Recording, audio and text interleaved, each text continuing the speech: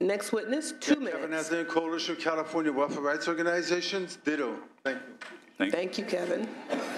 Thank you, Madam Chair. Frank Mecco, CWDA, the sponsors of the request, and to the committee and to your staff, I just want to thank you for hearing it. Mr. Stone, in response to the question that you asked, and Ms. Carroll, please correct me if I don't have this right, but the information that we have is that the funding in the current budget allows for 5 trainings for 30 people per region, so 150 people. We have 550 APS social workers, so it's a fraction of the number of the workers we have, and it's growing to meet the demand that Ms. Carroll pointed out in the data. The training is generally perhaps 2 of 23 modules under nationally sort of recognized training protocol.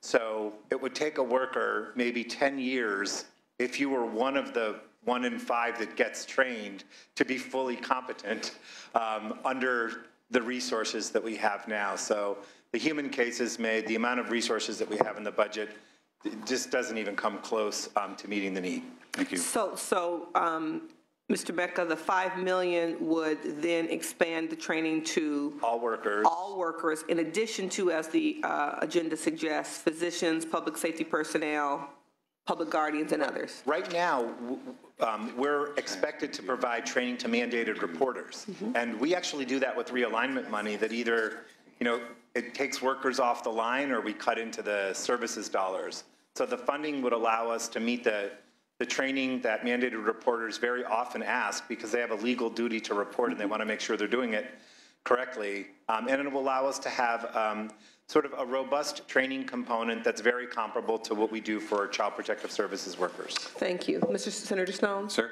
Mr. Mecca? Mr. Mecca, hello. Thank you for your testimony. Thank you for bringing this to our attention.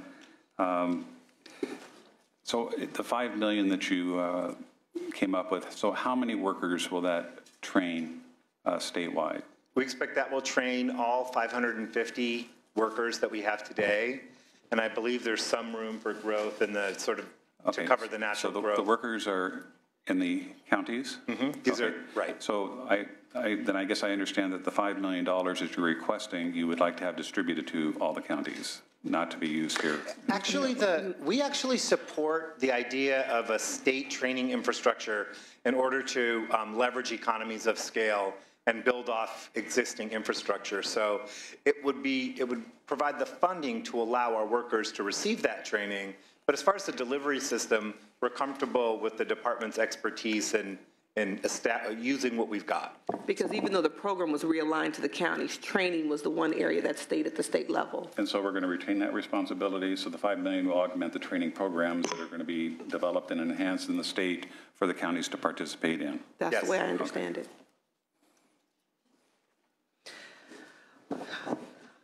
And you all are coming to testify on this same agenda item? Yeah. Okay. Blue shirt and the blue sweater in the back will be our last member of the public on this item.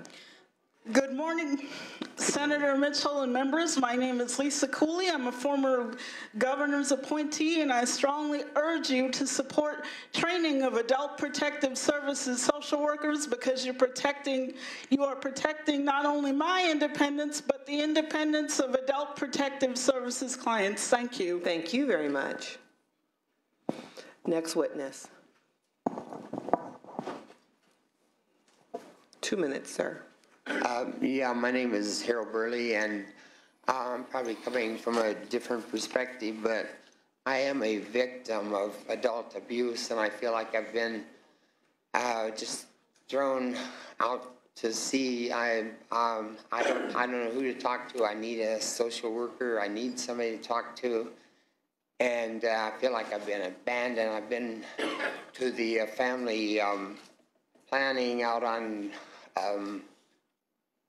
off of Folsom 4 times. I'm trying to get a restraining order against somebody that's been abusing me and can't get rid of this person.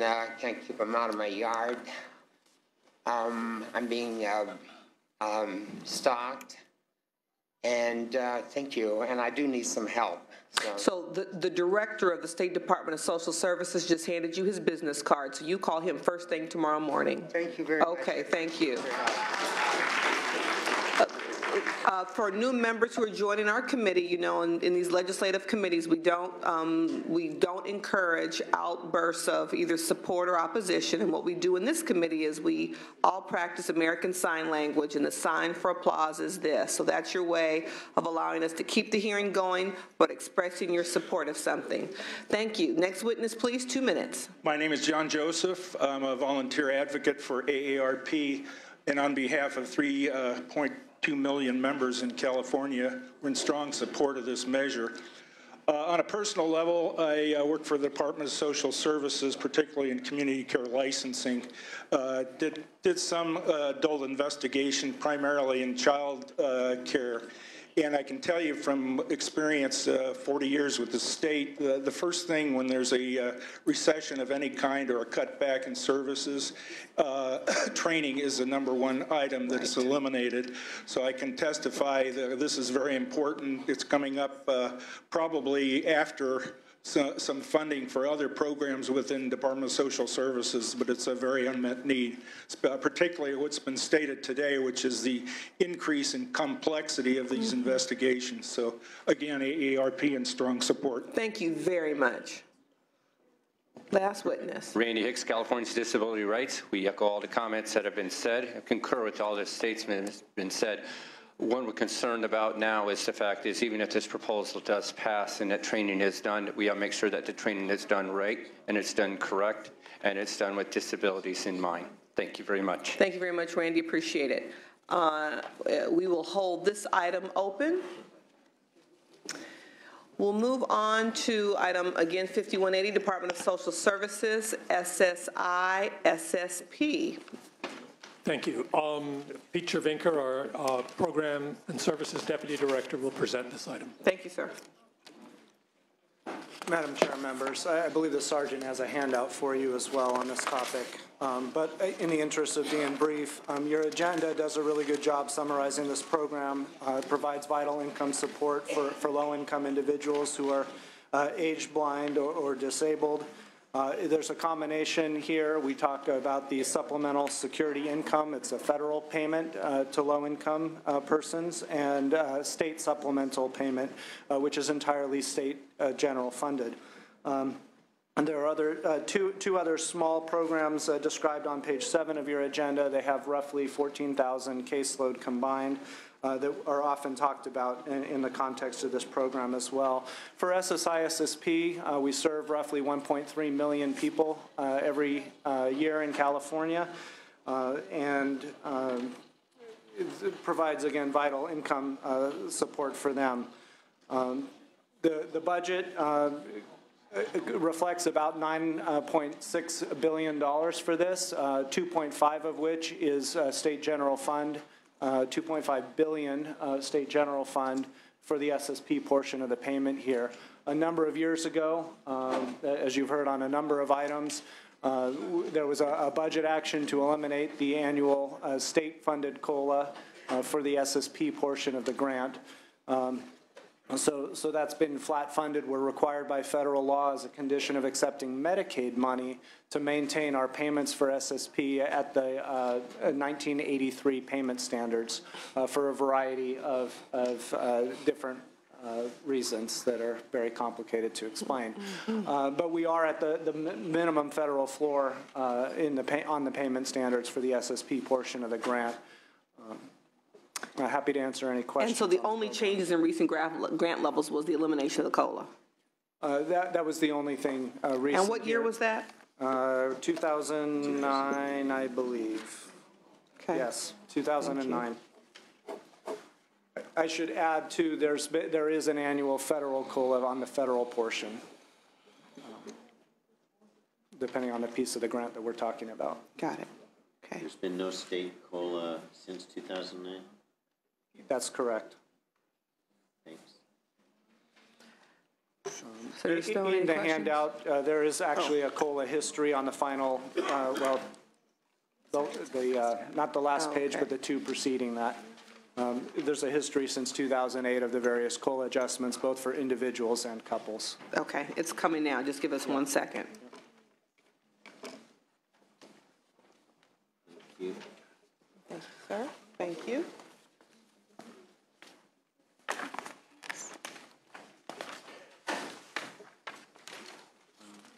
what I just described as pages 9 and 10.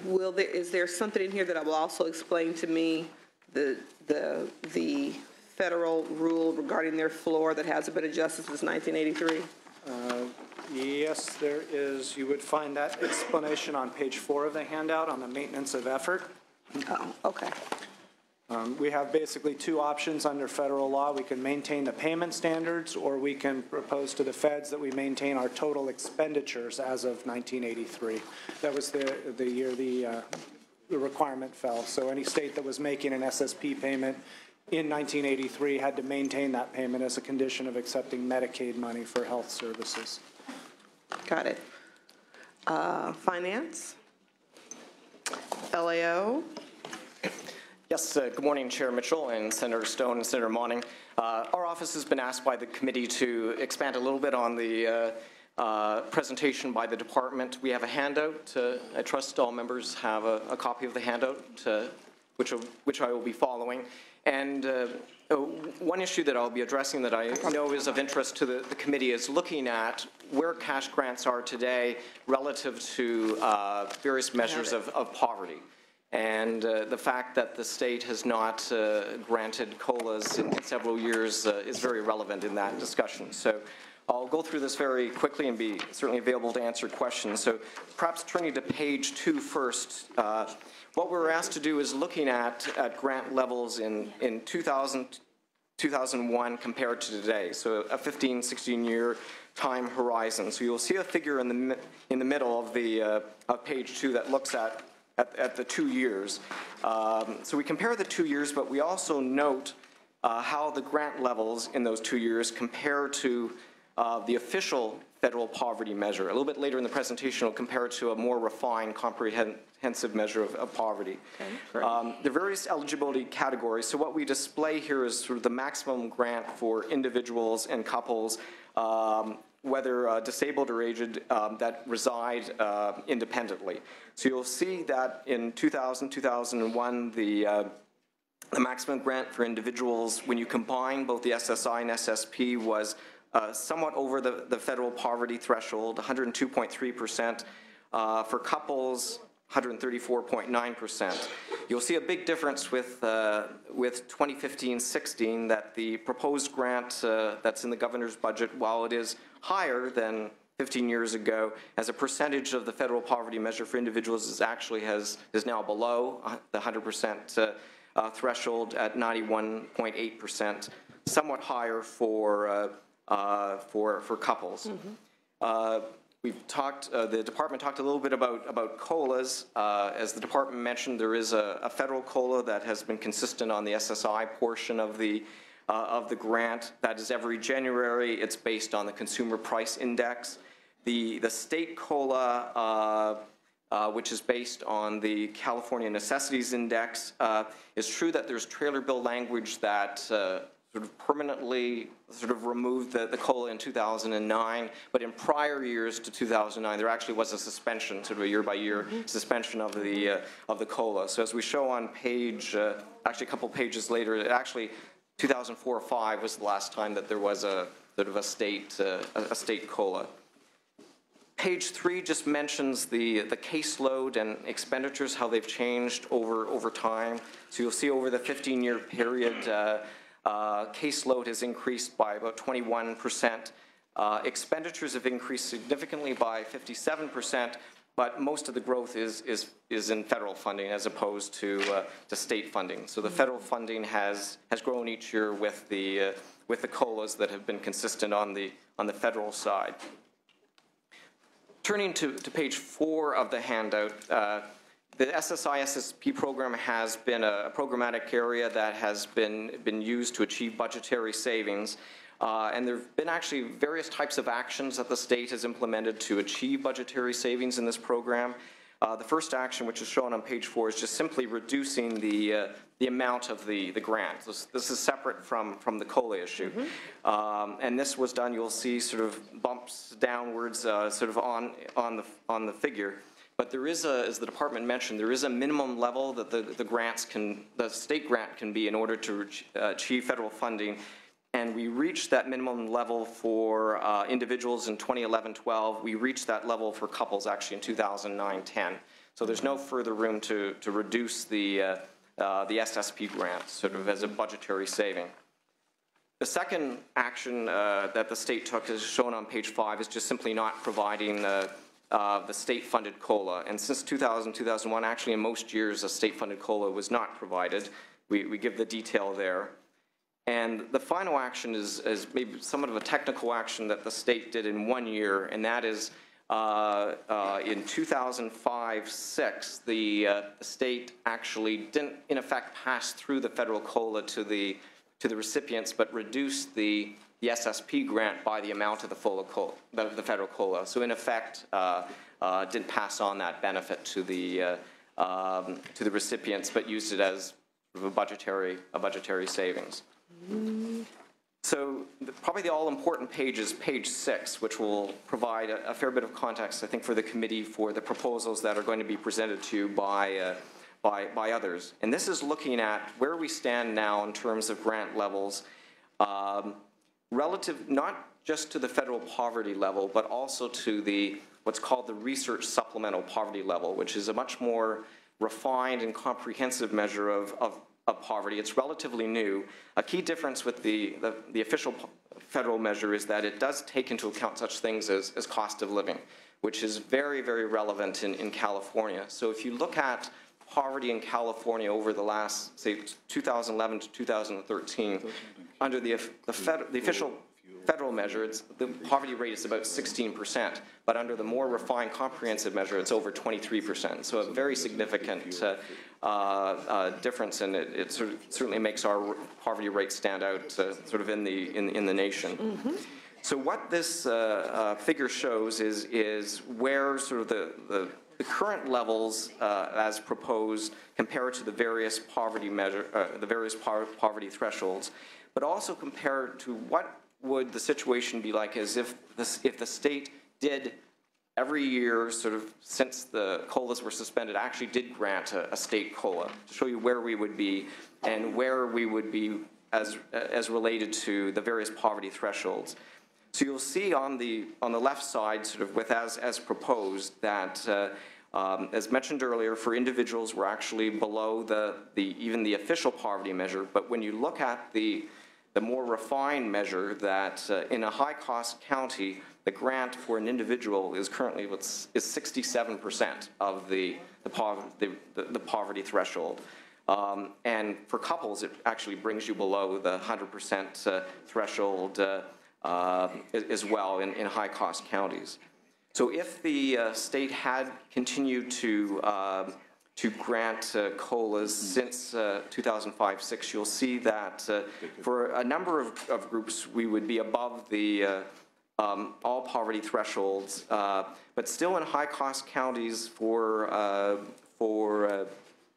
individuals, you would be somewhat below the poverty threshold, even with the granting of COLAs since 2005-06. So again, a reflection of California's high cost nature. So be happy to answer any further questions, any questions by the committee. Senator Stone, and then I have a follow-up. Thank you. Appreciate your perspective on this important issue. And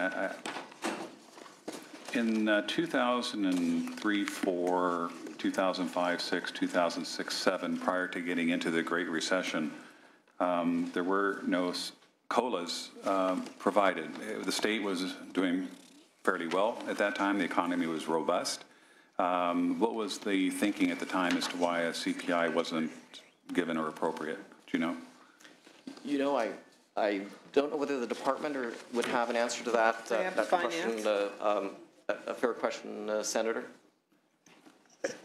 Although, Senator, the Great Recession had not occurred. If you recall, in the early 2000s, the structural deficit in the California economy had started to balloon. Mm-hmm. And so both in sort of the Governor Schwarzenegger's period, he was seeking reductions in a number of areas simply to balance the budget. And among those reductions was the sort of withholding of COLAs and then frankly, the sort of substitution of the federal COLA for the state COLA. At that point, I was sort of on the county side, but those were years in which year after year after year, the state budget was being compressed. So in cost of living increase rates, percentages, or amounts of money, do those take into consideration the cost of fuel and housing?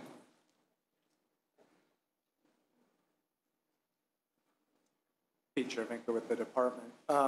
My understanding is that the California Necessities Index does in fact reflect the cost of food, clothing, and But the CPI index is not, correct? The CPI does not. This uses the CNI, the California Necessities Index, so it's not the Consumer Price Index. I'm glad to hear that because I think the CPI is not California tends to use the CNI, the Necessities Index, for most of its social services programs.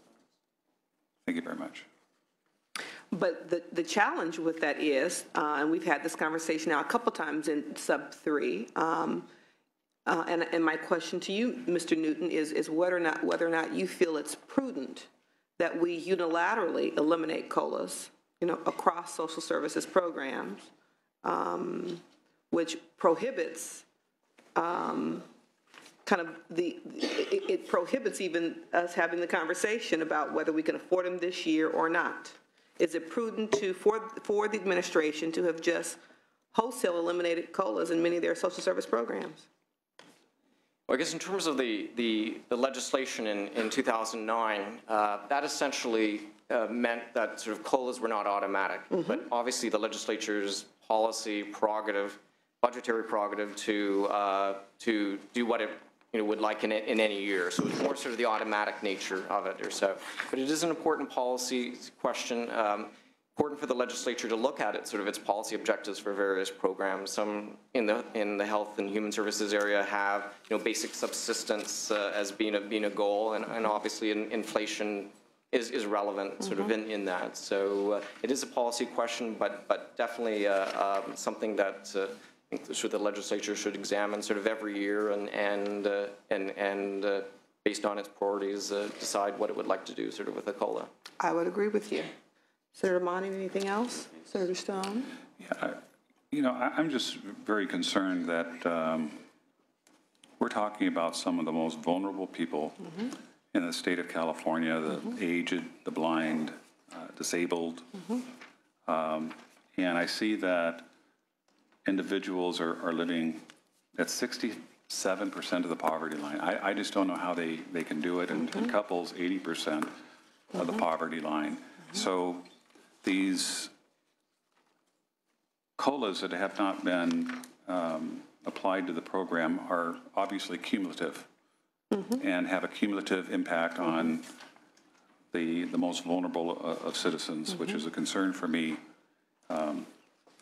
Because this is a population of people that have limited skill sets in order to be able to work, provide for themselves, and I think this is the kind of population that I think the state should somehow prioritize and put at basically the top of the needs list, if you will. So I appreciate the LAO really showing this in a transparent way. It's rather alarming for someone like myself that worked 10 years in a county to try to help people that were in need, and we obviously have a long ways to go. And could the administration or finance respond?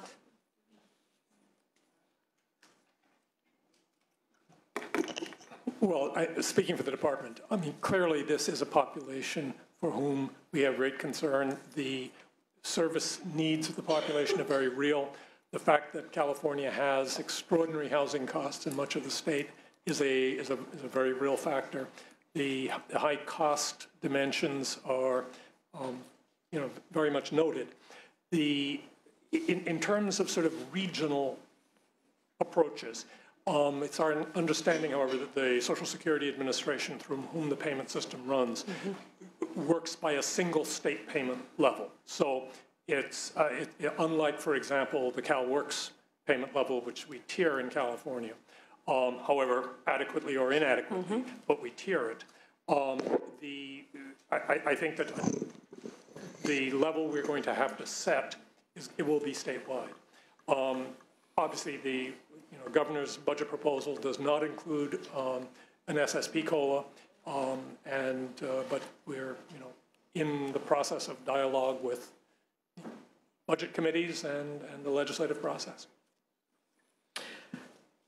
Senator Stone. Could you just elaborate a little bit on the SSI side of things?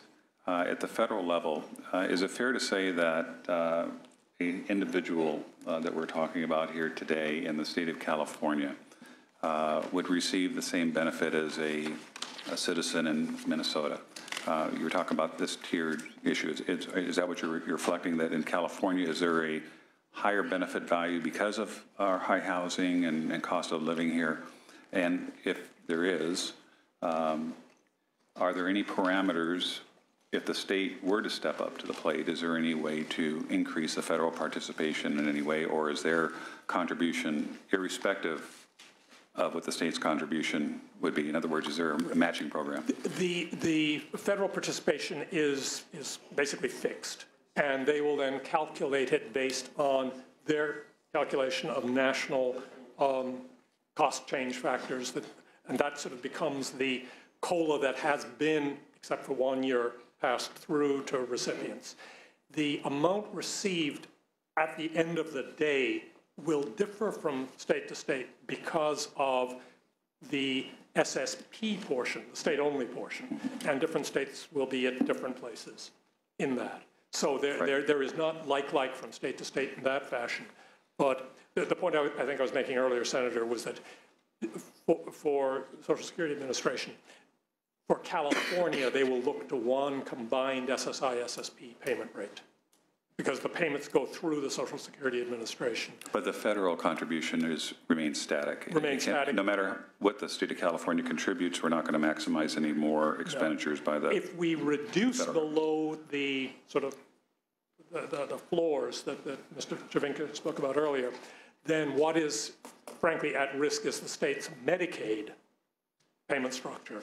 But the SSI, the direct income structure, is irrespective of what. And if you do fall below that threshold, which is, I guess, the highest amount ever paid by the state for the state's portion, in future years, you're expected to make that difference back up. Is that correct? If the state falls below it, then my understanding is that then is a consequence on the Medicaid reimbursement side that would sort of affect, a very wide range of programs. But until the state tiered it, that would then be the consequence. Thank you. So for members of the public, we're going to hear from one more panel, and then we'll allow you to provide your public comment. We'll move on to the actual proposal for investment that's being requested, reflected on page 10 of the agenda. We'll hear from Mr. Harold from the Western Center Law and Poverty and Kathleen Barajas, who's an executive board member of the Californians for Disability Rights. Thank you, Madam Chair, Senator Monning, Senator Stone. Appreciate the robust and rich dialogue that you just had on the history of the SSI-SSP program. And I just want to underscore this whole issue around the cost of living adjustment, how important it is. I mean, what the LAO provided to you, their analysis of how the grant has atrophied over time and the impacts that it will have on folks who really have to depend on this entire grant for everything. Their housing costs, their food, their utilities, everything must come from this amount. So absolutely critical that we at some point look to restore the full cost of living adjustment that was in law prior to the 2009-10 Budget Act. I'm not going to take very much time today. I think you've really had a great laying out of the issues. But one thing I would just say, in addition to what you've heard already, this committee has jurisdiction and has heard, we'll hear later today, CalWORKS issues, you're going to hear in-home supportive service issues. You also have and hear issues around Medi-Cal. Those three programs in recent years, they all took severe cuts in the last half dozen years also. And SSI is unique among those four programs in that so far we've not been able to restore any of the funding that was reduced during the bad times, not one the other programs have been fortunate enough to get some increases, and we still have a long way to go with them. But this subject really needs to be considered seriously, and it's why a new coalition formed this year called Californians for SSI. There are many people here in the audience representing the coalition today, and I'm now going to introduce Ms. Barajas so she can tell you about why we're here and what we're doing today. Thank you very much.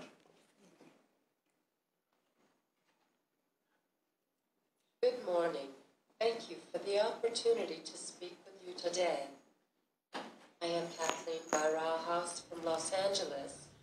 I am on the Executive Board of Californians for Disability Rights and also an active member of the Disability Action Coalition and the Disability Organizing Network.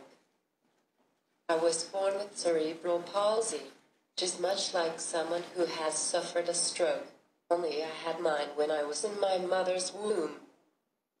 My disability affects my walking, coordination, and speech. Thus, I use my iPad to deliver my presentations. Social security is a vital part of my life. Although I have my degree in computers and accounting, I am unable to work as I tire easily.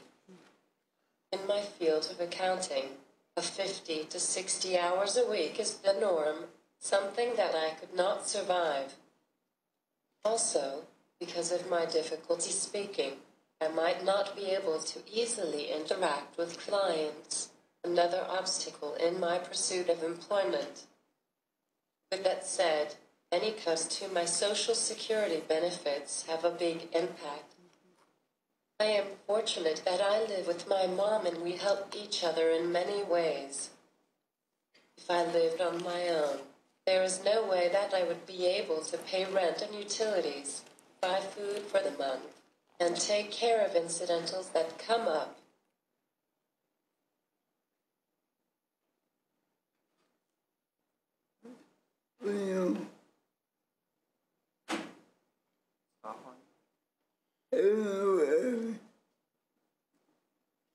Good morning. Thank you for the opportunity to speak with you today. I am Kathleen Barajas from Los Angeles. I am on the Executive Board of Californians for Disability Rights and